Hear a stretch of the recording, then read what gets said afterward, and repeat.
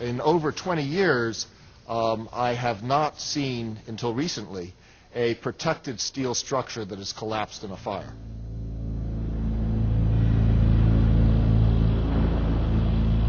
So what was the cause of the devastating explosive failure that happened at the World Trade Center? There was a heavy-duty explosion. And then all of a sudden, 3 big explosions. And the explosion blew and it knocked everybody over. There was a third explosion. Then there was secondary explosions and then the subsequent collapses. We heard reports of secondary explosions after the aircraft impacted. Yeah, detonated. Take down a building. It looks like one of those scenes of an old building being, purposely dynamited and blown up. The entire building has just collapsed, as if a demolition team set off. When you see the old demolitions of these old buildings, it folded down on itself, and it is not... 10 o'clock Eastern Time this morning, just collapsing on itself. This is a place where thousands of people work. We have no idea what caused this.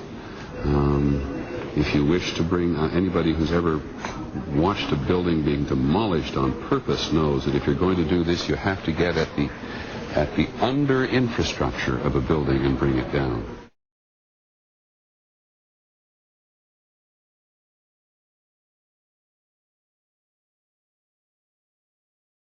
At 10:30, I tried to leave the building, but as soon as I got outside, I heard a second explosion and another rumble and more smoke and more dust. I ran inside the buildings, the chandelier shook, and again, black smoke filled the air. Within another 5 minutes, we were covered again with more silt and more dust. And then a fire marshal came in and said we had to leave because if there was a third explosion, this building might not last. As we were getting our gear on and making our way to the stairway, there was a heavy-duty explosion. Some of the people out, then there was secondary explosions and then the subsequent collapses. So I don't know how many people were there. I know there was a lot of firefighters. New York's bravest never had a chance. We really never even got to that close to the building. An explosion blew and it knocked everybody over. The FBI is here, as you can see. They had roped this area off. They were taking photographs and securing this area just prior to that huge explosion that we all heard and felt. Most of the victims so far were people outside the blown-up buildings. Like, it sounded like gunfire, bang, bang, bang, bang, bang, and then all of a sudden, 3 big explosions. To me, it sounded like an explosion. Then the building, the rolling sound sounded like the building collapsed. Top floors collapsed down. I saw it blow and then ran like hell. Thank God. I'm 69, but I can still run. Next thing we know, it was boom, boom, and the floor started shaking. And then we saw debris fall down, and next thing we know, we had to get out of the building. We stuck on the stairs for a while. We finally got down to the lobby. Then we get to the lobby, there was this big explosion. Well, me and Mr. Hess, the corporation counsel, were on the 23rd floor. I told him we got to get out of here. We started walking down the stairs. We made it to the 8th floor. Big explosion. Flew us back into the 8th floor. I was making my way to the foot of the World Trade Center. Suddenly, while talking to an officer who was questioning me about my press credentials, we heard a very loud blast, an explosion. We looked up, and the building literally began to collapse. Rose Housey, one of our CNN producers, is on the phone. Rose, what do you got? I'm about a block away, and there were several people that were hanging out the windows right below where the plane crashed, when suddenly you saw the top of the building start to shake, and people began leaping from the windows in the north side of the building. You saw 2 people at first plummet, and then a third one, and then the entire top of the building just blew up, and splinters of debris are falling on the street. We just saw that as well. The second tower, the only one that was standing, tower number 1, we saw some kind of explosion, a lot of smoke come out at the top of the tower, and then it collapsed down onto the streets. When I tried to save people, in a moment we heard a big explosion coming down. Everything just went black. Everything came down, glass started popping, people got hurt, stuff went on top of them, and it was a big explosion. Everything got dark, real dark, like snow. You can see behind me, this is not snow, this is all from the building. It was a terrible nightmare. The streets of the financial district covered with debris, in some cases ankle deep. Cars on fire, cars just turned by the force of the explosions. It was like something no one had ever seen. This huge, incredible force of wind and debris actually came up the stairs, knocked my helmet off, knocked me to the ground. We started running. floor by floor instead of popping out. It was if they had detonated. Yeah, if they were planned to take down a building. Boom, boom, boom, boom, boom, boom. Go downstairs. The foreman tells me to go to remove the containers. As I'm walking by the main freight car of the building in the corridor, that's when I got blown. I mean, the impact of the explosion, of whatever happened, it threw me to the floor, and that's when everything started happening. You have 2 110-story office buildings. You don't find a desk. You don't find a chair. You don't find a telephone, a computer. The biggest piece of a telephone I found was half of the keypad, and it was about this big. The building collapsed to dust. Oh, my goodness me. That's all that's standing are the Twin Towers right now in the background. That's all that's standing. That's it. That's all that's left. So you're literally right inside.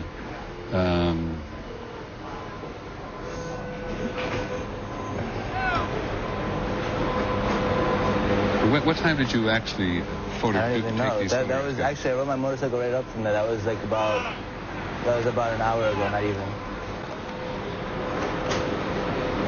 It's absolutely... Look at that. That's all that's left.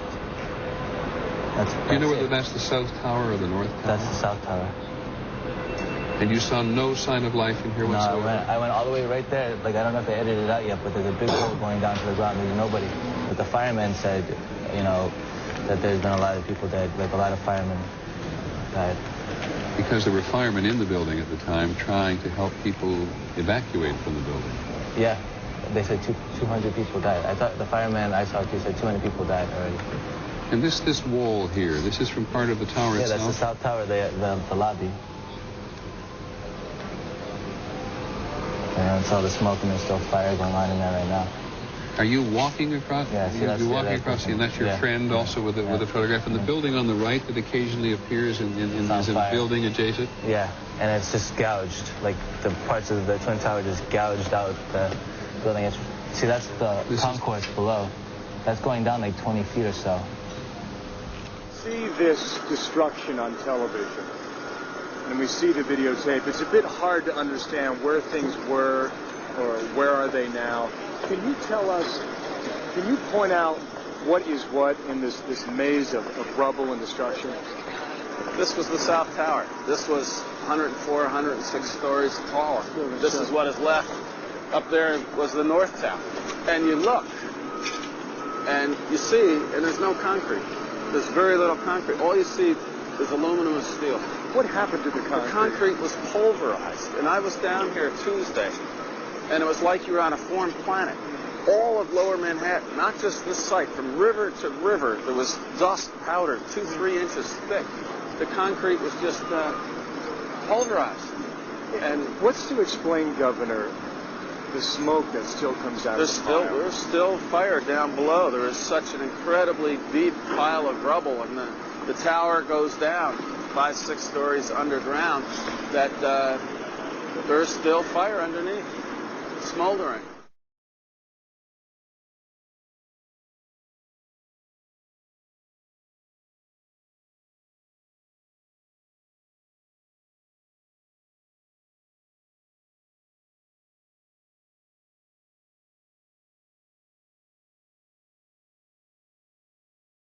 This is as close as we can get to the base of the World Trade Center. You can see the firemen assembled here, the police officers, FBI agents, and you can see the 2 towers. A huge explosion now raining debris on all of us. We better get out of the way.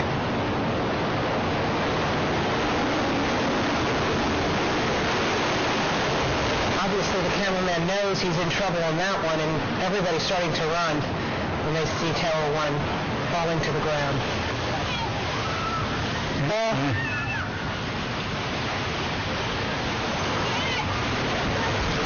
And when you're running like that, just in fear for your life, you have no idea how close that is behind you. You don't dare look back. And it's just coming from every street. Look at that. There has just been a huge explosion. We can see a billowing smoke rising And I'll tell you that I can't see that second tower, but there was a cascade of sparks and fire, and now it looks almost like a mushroom cloud explosion, this huge billowing smoke in the second tower. This was the second of the two towers hit. And I cannot see behind that smoke, obviously, as you can either. The first tower in front has not changed. And we see this extraordinarily and frightening scene behind us of this second tower, now just encased in smoke. What is behind it, I cannot tell you. The second building that was hit by the plane has just completely collapsed. The entire building has just collapsed, as if a demolition team set off. When you see the old demolitions of these old buildings, it pulled it down on itself, and it is not there anymore. That should be it. It has completely collapsed. The whole side has collapsed? The whole building has collapsed. The whole building has collapsed? The building has collapsed. Appearing to fall away from the rest of the building. Can we go to the tape now? Here we go, right here. This is, I mean, when you look at it, the building has collapsed. That tower just came down.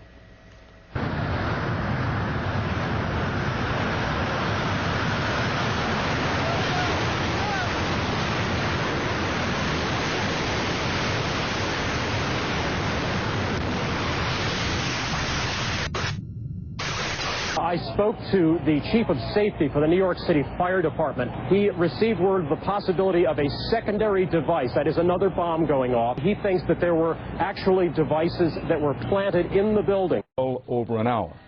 I want to underscore again that both towers have been hit.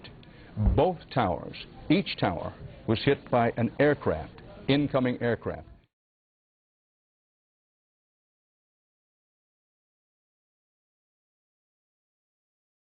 Again, and I know that for many of you, you've heard this a lot, but I think it's important as people join us as they do in moments like this. They are coming in all the time, that there have been attacks in 2 American cities, New York and in Washington. The trade centers here in New York have been hit by airplanes. In Washington, there is a large fire at the Pentagon. The Pentagon has been evacuated. And there's, you can see, perhaps the second tower, the front tower, the top portion of which is collapsing. Good Lord.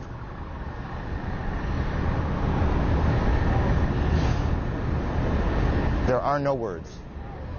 You can see large pieces of the building falling. You can see the smoke rising. You can see a portion of the side of the building now just being covered on the right side as I look at it, covered in smoke. This is just a horrific scene and a horrific moment.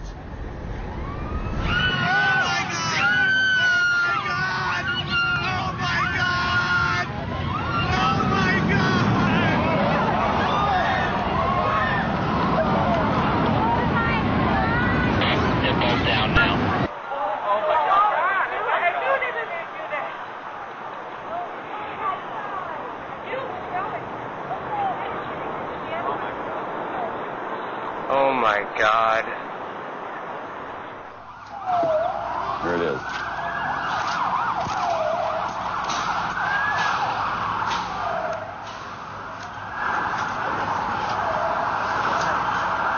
That's a videotape replay.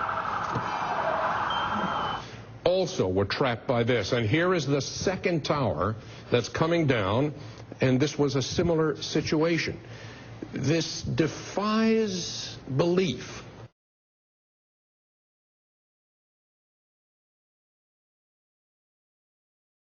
Again, what you're seeing are high shots. Now, here we're going to show you a videotape of the collapse itself. Describe that. Now we go to videotape, the collapse of this building.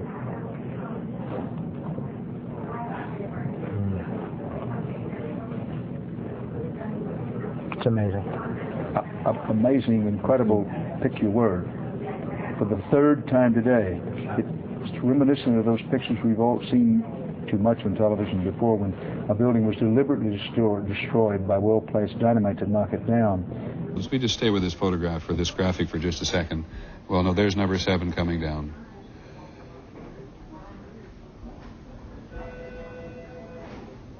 When you think that part of the component of news coverage around the country every year is the excitement and the fun that people get watching an old building being demolished, and they wire it very carefully for days, and it's a very careful operation in order to make sure that a building comes down safely. I think the last one we saw was when they brought down one of the old casinos in Las Vegas. I mean, this is just stunning to see these things come down.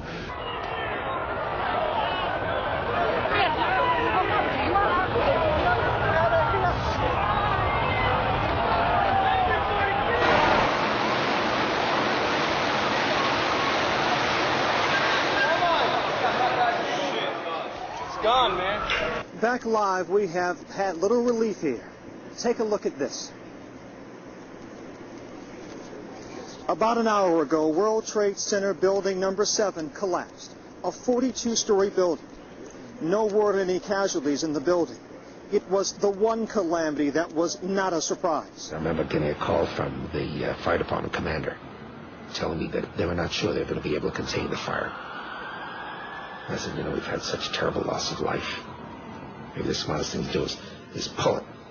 And they made that decision to pull, and then we watched the building collapse.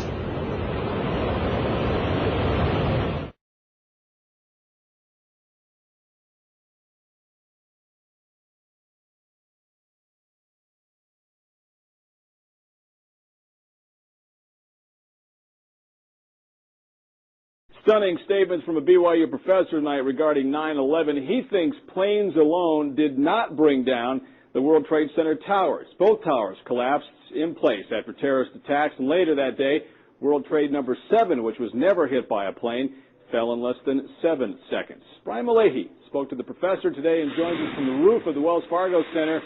A crazy theory, Brian, or any validity to this? Well, Professor Stephen Jones got an email today asking, are you some kind of nutcase? And actually, he's written an academic paper for peer review. It's been well received, he says, among his colleagues at BYU, and it is essentially this. The buildings fell on September 11th, not from planes, but from explosives that were intentionally set. Images seared in our minds. We saw the planes hit, the explosions and fire, so hot, Fortress Towers could not stand. Stephen Jones says, not so fast. They're sticking with this one hypothesis. It's almost they have blinders on. It's got to be fires and damage. Jones is a 20-year physics professor at BYU who's penned an academic paper raising another hypothesis. Explosives pre-positioned in the buildings. Notice how it's straight down. Especially intriguing to Jones, World Trade Center number 7, damaged and ablaze from tower debris, but never hit by a plane. Symmetrically now, it doesn't topple over, as you might expect from what we call the second law of thermodynamics. It comes straight down. This is the goal of pre-positioned explosives in a controlled demolition. If explosives detonated like these, if they did, it begs the question, who set the explosives? Sure. And I try not to go there too much because we have to answer the first question first, the scientific issue first. We need to consider all options for the collapse of these buildings. Let the chips fall where they may. Jones says that models conducted in tests since 9/11 have not been able to duplicate what happened to the buildings. He is not saying that this is a proven theory. He says, in fact, that it's a hypothesis, but he wants a fresh, new, independent investigation. Mark, back to you. Definitely something to think about, though, Brian. Yeah, all right. sure is. Thanks a lot. The collapses of the Twin Towers and building number 7 had to have been examples of controlled demolition, brought about by thousands of explosives placed throughout each of the buildings. No foreign terrorists could have obtained the kind of access to the buildings this would have required. One reason for concluding that the 3 buildings were brought down by explosive is the very fact that they did collapse. High-rise steel frame buildings have never, before or after 9/11, been caused to collapse by fire. Even when, as in the Philadelphia fire of 1999 and the Madrid fire of February of this year, the fires were much larger, much hotter, and much longer lasting than any of the fires in the World Trade Center. The second reason is the specific nature of the collapses, each feature of which points to explosives. For example, the buildings collapsed straight down and at virtually free fall speed, as in controlled demolitions. And then the rubble smoldered for months afterwards.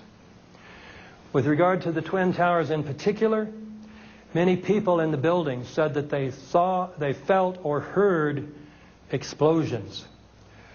Virtually all the concrete of these enormous structures was pulverized into very fine dust.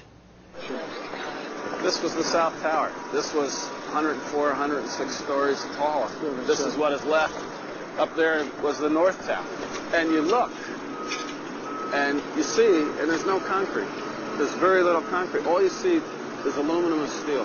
What happened to the concrete? The concrete was pulverized. And I was down here Tuesday, and it was like you were on a foreign planet. All of Lower Manhattan, not just this site, from river to river, there was dust powder 2-3 inches thick. The concrete was just pulverized.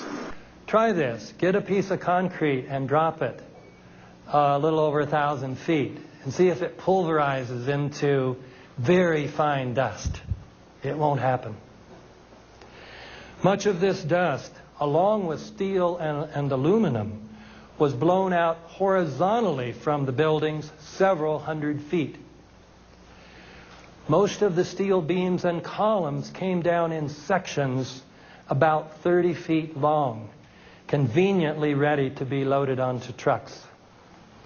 And pools of molten steel were found beneath the rubble. This is how it's been since day one. Oh, it's unbelievable. And this is 6 weeks later, almost 6 weeks later. And as we get closer to the center of this, it gets hotter and hotter. It's probably 1,500 degrees. We've had some small windows into what we thought was the core at some point, and it looked like an oven. You know, it was just roaring inside. And it's just a bright, reddish orange color. These and even more effects point to the existence of very powerful, precisely placed explosives. A third thing supporting the theory of controlled demolitions is evidence of a deliberate cover-up. If the building's steel columns and beams had indeed been broken by explosives, an examination of the steel would have revealed this fact. However, although it is normally a federal offense to remove anything from a crime scene, the steel was quickly loaded onto trucks and put on ships headed for Asia to be melted down. I will mention one more example of the cover-up. Insofar as there is an official story as to why the towers collapsed, it is the pancake theory, according to which the floors above the destruction caused by the airplanes collapsed on the floor below, and then those floors collapsed on the floor below that, and then it pancaked all the way down. Now, even if this theory were remotely plausible, can you imagine it pancaking at free fall speed? The other problem is what happened to the 47 massive steel columns that constituted the core of each of these twin towers. They were the weight-bearing structures of each tower. Those 47, even if the pancake theory were true, those 47 steel beams should have been sticking up at least several hundred feet into the air, just like the old phonographs, where sometimes the 78 records would collapse, but the spindle's still sticking up in the air. You should have had 47 spindles still sticking up in the air. Well, what did the 9/11 Commission report do about that problem? It avoided the problem incredibly by simply denying the existence of these columns, even though those columns, I'm not making this up. These columns were the unique feature of these towers when they were first built. So, the Commission report, after saying falsely that most of the weight of each tower was borne by the steel columns in its exterior walls, this supposedly authoritative report said the interior core of the buildings was a hollow steel shaft in which elevators and stairwells were grouped. Such a desperate lie is a sure sign of a cover-up. In any case, when we look at all these features of the collapses, the idea that they could have been caused by the impact of the airplanes plus the resulting fires is ridiculous. This is even clearer with regard to building number 7, which wasn't hit by any airplane, and yet it came down about 5:30 that afternoon. Its collapse remains so impossible to explain, except as controlled demolition, that the 9/11 Commission report did not even mention it, as if the collapse of a 47-story building was not worthy of comment. And it only had fires on floors number 7 and 12 of 47 stories.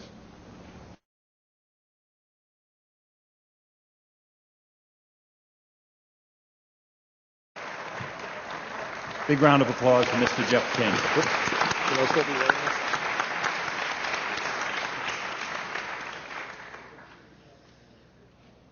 Okay.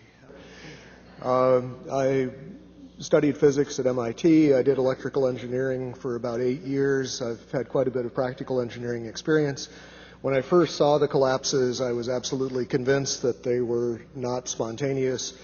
One of the first things that I did was to speak with one of my patients, who is a retired Army Corps of Engineers fellow who's done a lot of demolition and construction. Showed him some of the public source videos that are available of it, and he immediately pointed out that there were squibs, which represent little puffs of smoke essentially coming out of the buildings initially, which were clearly a sign of controlled demolition. He had no opinions beyond that, but he said without doubt that it was a controlled demolition.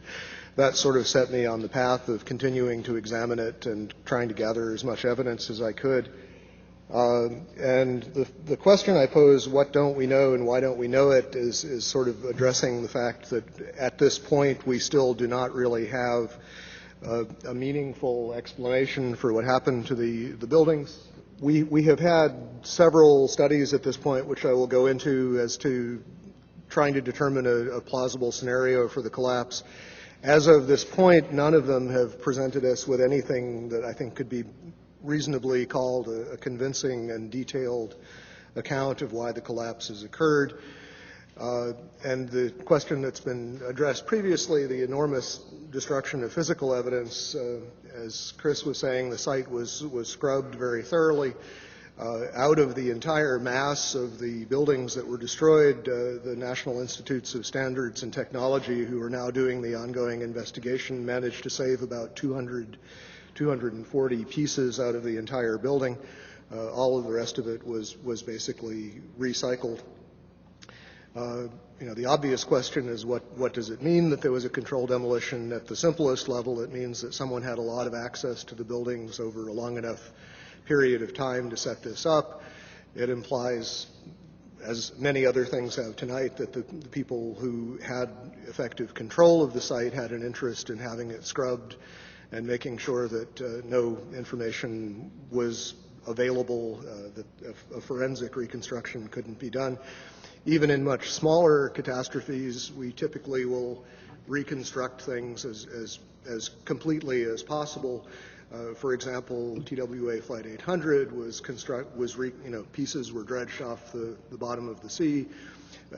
A complete reconstruction was done to allow a detailed analysis. In this case, the exact opposite was done. The first report that was really issued on this was issued by FEMA in collaboration with the American Society of Civil Engineers. There was basically a volunteer team from ASCE that had very limited access to the site. A lot of the pieces that they were able to retrieve were retrieved by going to landfills and trying to find interesting pieces before they were disposed of.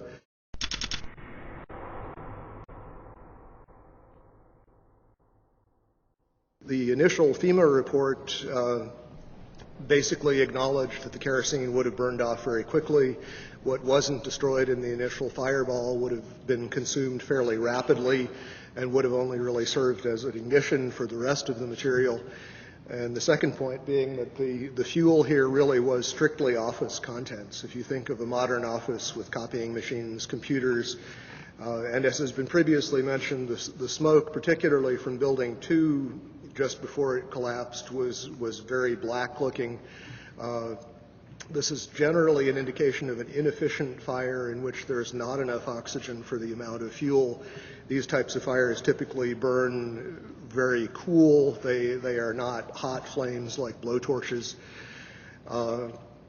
The cores themselves, basically, if you've seen diagrams of the building, there's a large central rectangle in each of the towers that contained 47 columns. And these columns basically were the primary structural support of the building. They were given the role of supporting the whole gravitational load of the building. Since they were so strong, it would have been reasonable to think that they would have withstood, at least to some extent, the collapse. But in fact, as we see after the buildings collapsed, there was basically only little stubs of these things standing up a floor or two above the ground level.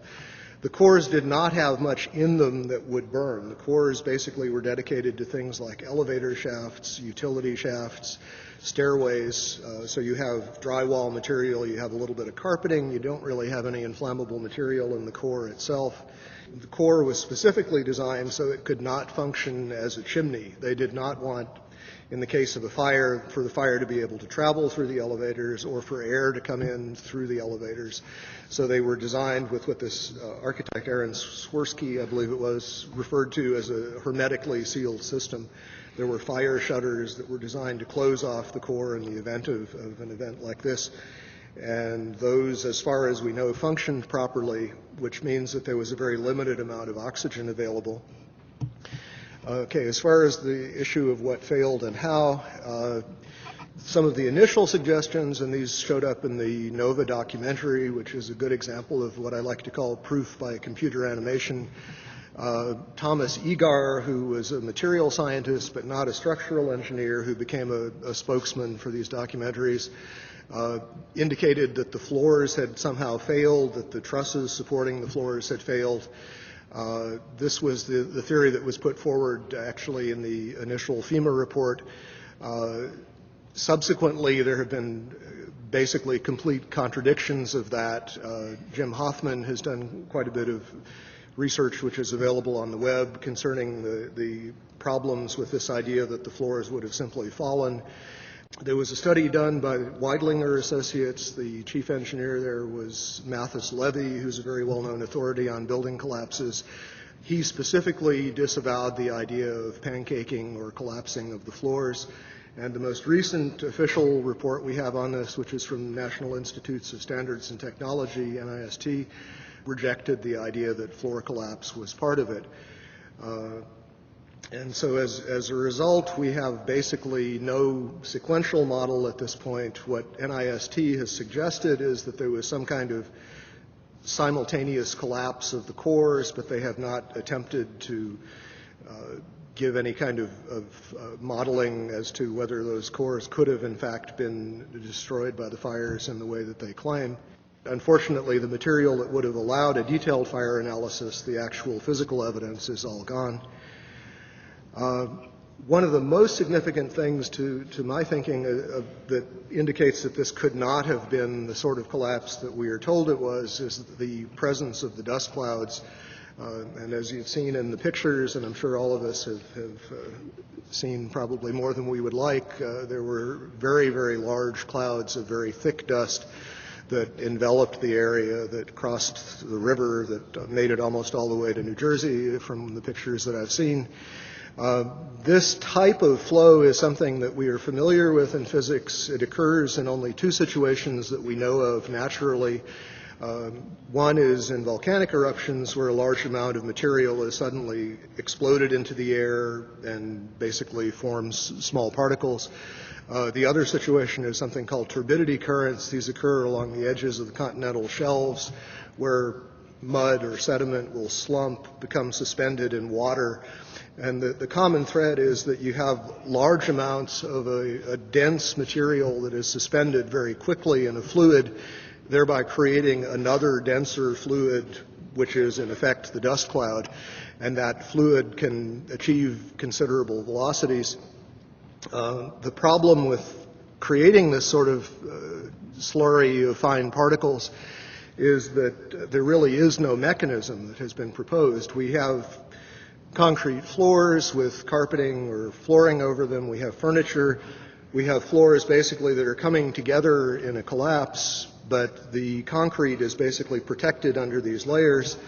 Early in the collapse, in the very first moments, we see these thick clouds being ejected at very high speed. They're clearly dense because they flow downward and become part of this large overall pyroclastic flow. What we're basically being told is that the concrete sort of jumped up into midair, exploded itself, and then was ejected as the floors came together. Not a very plausible mechanism, but I have yet to hear of anything else proposed to explain it. From quite a few people on the scene, we've been told that the powder represented most of the concrete, that the amount of intact macroscopic chunks of concrete on the scene were negligible, that basically everything was reduced to powder. And incidentally, we also know that other things besides concrete were reduced to powder. We know that contents of computers, exotic metals from computer chips, these sorts of things were also identified in the dust and in very small particles, generally on the order of less than 100 microns in diameter. So we have a real issue of mechanism as far as what in the process of this collapse could cause so many things to be pulverized so finely. For the towers to collapse the way we saw them collapse basically implies that the columns simply collapsed into themselves. They telescoped straight down. Steel keeps a lot of its structural integrity, even when heated, until you begin to approach the melting point. You don't really see a catastrophic loss of strength, and this is what we're talking about. We're talking about basically vertical box columns collapsing into themselves, which implies a complete loss of mechanical strength. And as far as the initial impacts, this recent NIST study made an interesting point about World Trade Centers 2. The film analysis showed that it oscillated for about 4 minutes after it was struck by the airplane, and the oscillation rate was identical to what would be expected for the intact tower. Trade Center towers in most modern buildings are heavily redundant in the sense that the load bearing can be shifted to other members if some of them fail, and we saw that happen in this case. Stresses do redistribute, but absent further weakening of the structural members, that distribution is limited. It happens, the structure restabilizes, and unless there's significant further damage, it doesn't progress to a total collapse. World Trade 1 began collapsing from the very top after an hour and 40 minutes. It's very hard to imagine office contents progressively heating up hotter and hotter over that period of time.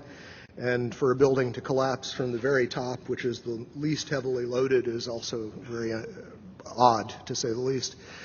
Just a couple of other anomalies. As we know, there were reports of explosions. There were reports of underground explosions in both of the towers at the time of the impact from a building engineer by the name of Philip Morelli. There are interviews with him on the web. From the Naudet brothers film, 9/11, we see that the lobby of the North Tower was extensively damaged with what looks like high explosive blast damage, and this was immediately after the plane collision. But we know that on the weekend before, there were power downs, and there appear to have been evacuation drills going on throughout the previous week, which suggests that at least some people knew that something was happening. The power downs may represent a time window in which demolition charges would have been planted, although I think it's possible that they also were planted over a much longer period of time, given the relative accessibility of the buildings. Okay, that's all I have to say. Thank you.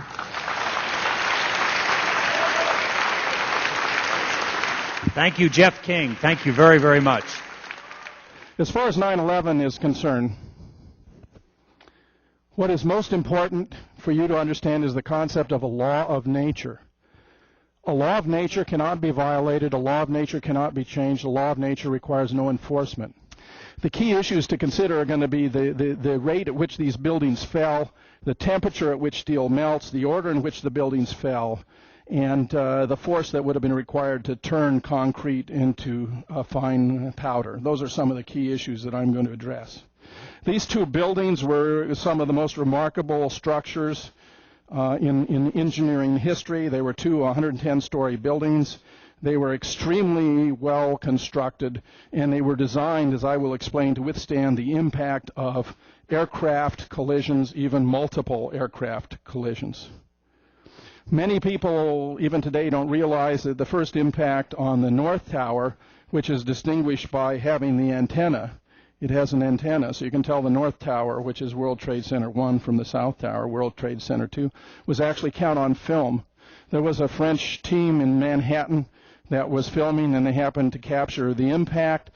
Now, the North Tower was hit by American Airlines Flight 11, which took off from Logan Airport. It was a 767, about 7:58, and it was in the air for about 50 minutes when it impacted with the 96th floor of the North Tower at 8:46 a.m. Much more attention was being devoted to the Twin Towers at this point in time, so there's a lot of footage of the impact with the South Tower. Here we see the plane approaching the South Tower as the North Tower is in flames. Here's the plane coming forward. This was United 175, also out of Boston's Logan Airport, another 767. It took off at 8:14 and impacted with the 80th floor at about 9:03. Interestingly, its amount of time in flight was about almost identical with that of a flight, American Airlines 11, about 50 minutes in the air. Here's this tremendous impact and the explosion in the fireball. And what you want to appreciate is that a tremendous amount of the fuel that was aboard the aircraft was burned off in these fireballs within the first minute or two. A tremendous amount of the fuel that was aboard the aircraft was burned off. So the amount that remained was not so extensive. It turns out that steel has a melting point of 3,000 degrees Fahrenheit.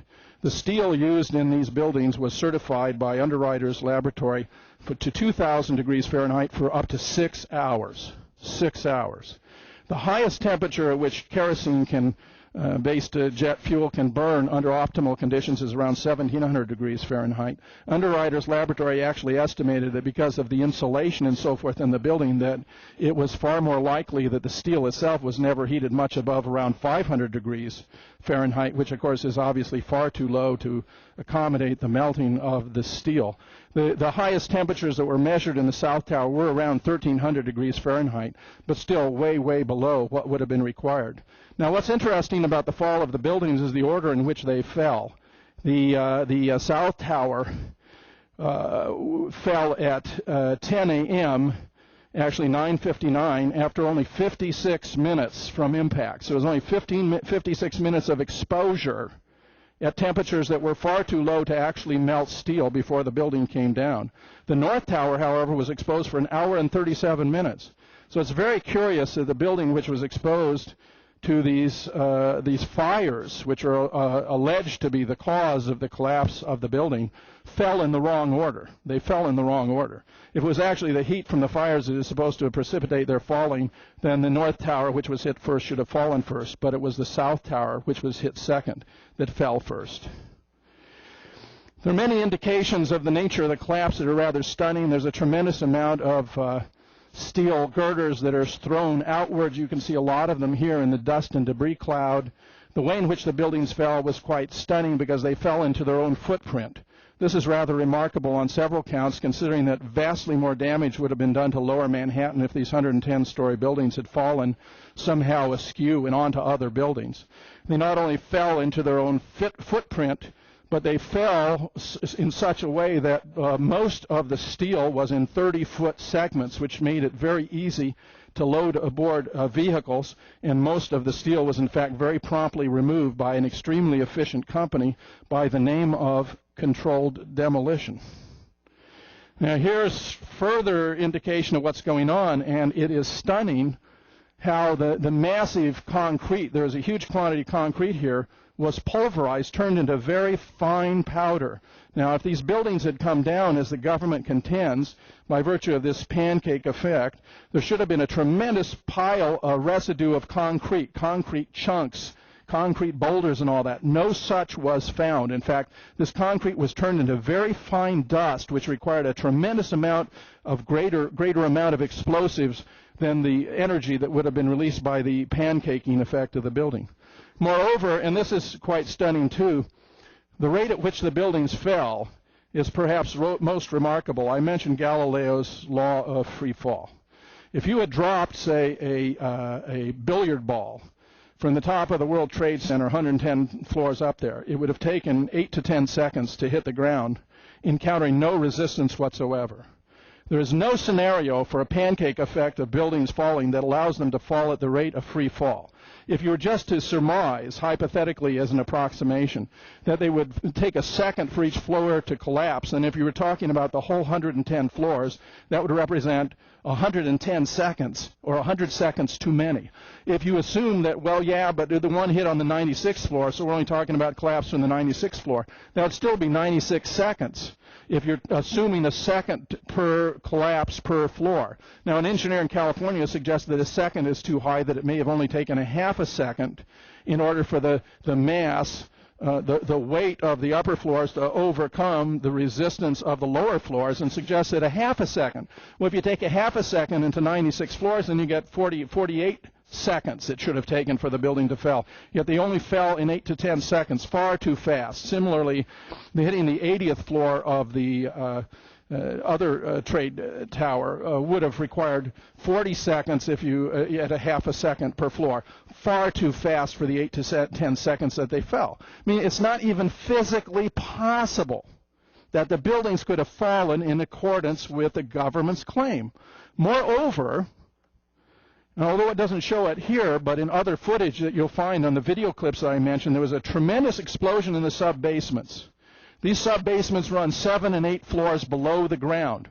There was tremendous explosion in the sub-basements that was even recorded on seismographs run by Columbia University about 8 or 9 seconds before the building started to fall. About 8 or 9 seconds, that is to say, before the planes impacted with the buildings. The tremendous explosions in the sub-basement. I mean, really dramatic stuff. Right in the basement, you felt it. Walls were caving in, everything that was going on. I mean, I know of people that got killed in the basement. I know of people that got broken legs in the basement. People that got reconstructive surgery because the walls hit them in the face. And we have some workers who were there that were damaged by these sub-basement explosions, and talk about a 50-ton hydraulic press, for example, that was completely obliterated in the explosion.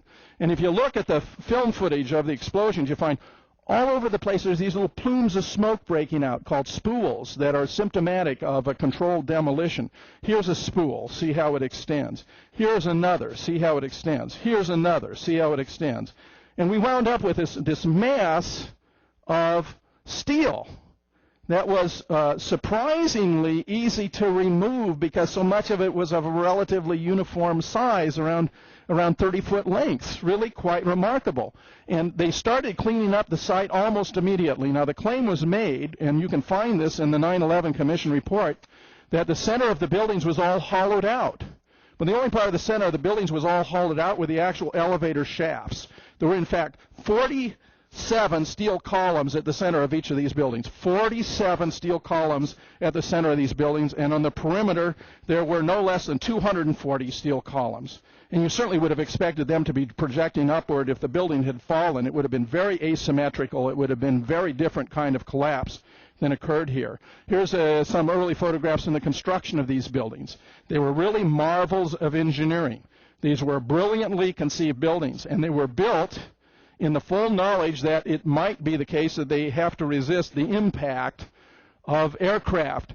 Here is Frank DiMartini, who was the chief engineer on one of the towers, who reported that they were constructed in such a fashion and they were so resilient that the impact of the largest known commercial aircraft at the time, a Boeing 707, would be like sticking a pencil through mosquito netting. The building was designed to have a fully loaded 707 crash into it.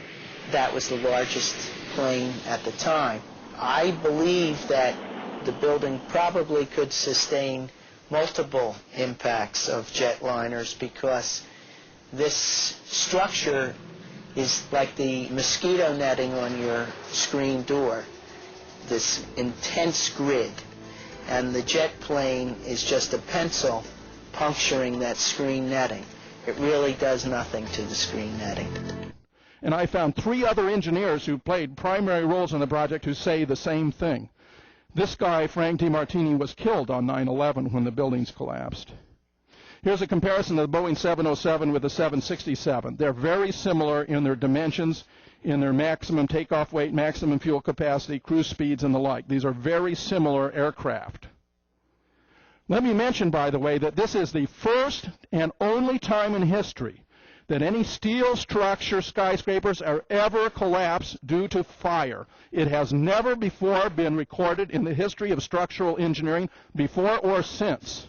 So government is asking us to believe that on this one day, 9/11, as it were, the laws of physics were suspended and phenomena never before known to structural engineering were taking place just in this exact location.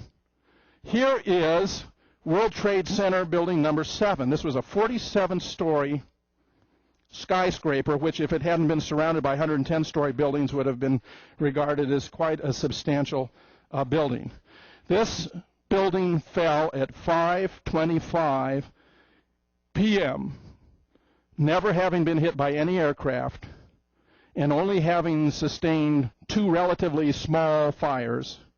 And it was brought down by what we know was a controlled demolition, because Larry Silverstein, who had leased the World Trade Center about 6 months before all these events took place and insured the buildings at quite a substantial chunk of money in the billions of dollars, for which he then collected twice by insisting it was 2 different attacks, had a conversation with somebody he described as the chief of police, where Silverstein reported he told the chief, well, there's been so much death and destruction, maybe the best thing we can do is pull it.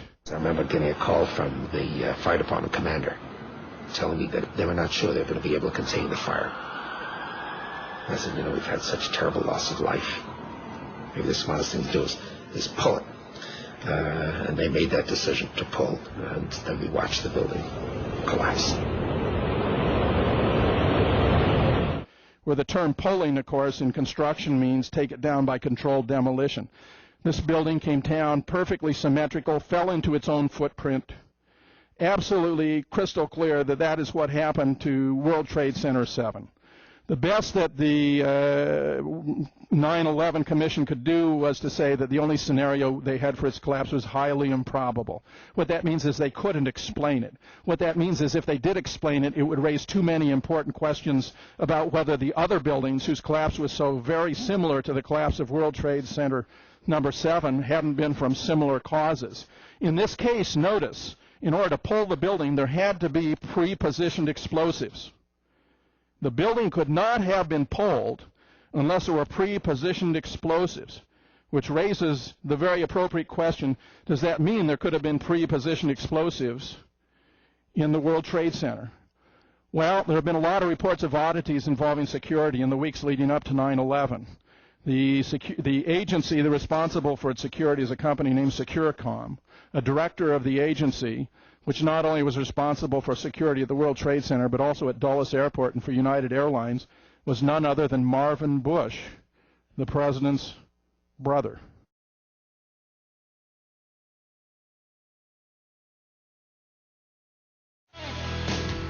Hello, I'm AJ Hammer, live in New York City. And I'm Brooke Anderson, live in Hollywood. AJ, it's been incredible, pretty hard to believe, actually, the response we got today to the incredible story Showbiz Tonight broke last night. Actor Charlie Sheen's startling claims that the government may be covering up what really happened on September 11th. So many emails coming in. We've been really overwhelmed today. Between the emails, the blogs, the websites, everybody is writing and talking about it. Charlie Sheen made the comments during a hard-to-believe interview on a radio show. And don't move, because in just a moment, the host of the radio show, the guy who actually spoke with Sheen, is going to join me live here on Showbiz Tonight. But first, let's get you up to speed on the latest developments. The more you look at stuff, especially specific incidents, specific events in or around the fateful day, it just raises a lot of questions. The questions Charlie Sheen is raising about the 9/11 attacks are raising a lot of eyebrows. Our email inbox immediately started to overflow, and the coverage on Showbiz Tonight is getting a lot of attention. The website 9/11 Blogger calls Showbiz Tonight's coverage, quote, the first time a major news station has covered 9/11 questions in any reasonable format. It all started with a radio interview Sheen gave to GCN radio network host Alex Jones, a cult hero of sorts to 9/11 conspiracy theorists. Well, during the interview, Sheen made clear that he backs Jones' views. We're not the conspiracy theorists on this particular issue. It seems to me like, 19 amateurs with box cutters taking over 4 commercial airliners and hitting 75% of their targets. That feels like a conspiracy theory. Sheen also made another shocking suggestion that we may not know the full story about the collapse of the World Trade Center. I have a hard time believing that a fireball traveled down the elevator over 1,100 feet and still had the explosive energy to destroy the lobby like it was described. I said, hey, call me insane, but did it sort of look like those buildings came down in a controlled demolition? I was your age, I could only dream about my parents splitting up. As the star of the hit sitcom 2.5 Men, Sheen is seen weekly by about 10 million people, and many of them may end up paying attention to his controversial comments on 9/11. Welcome back to Showbiz Tonight. I'm A.J. Hammer in New York. This is TV's only live entertainment news show. We have been getting an overwhelming response to our Showbiz Tonight question of the day. We've been asking, Charlie Sheen speaks out. Do you agree there is a government cover-up of 9/11? Here's the vote so far. 67% of you say yes. 33% of you say no. Some of the emails we've received includes one from Jennifer in North Dakota. She writes, Charlie Sheen has no evidence, and it is a shame that celebs get their voice and opinions heard because of their status. We also heard from Danny, who lives in Kentucky. Danny says, God bless Charlie Sheen for standing up and speaking his mind on what is the most devastating event to hit our nation, 9/11. We also heard from Chris in Ohio. Chris writes, this is a very important issue that must be brought into the mainstream. It is our patriotic duty to make sure we find out why and how 9/11 happened.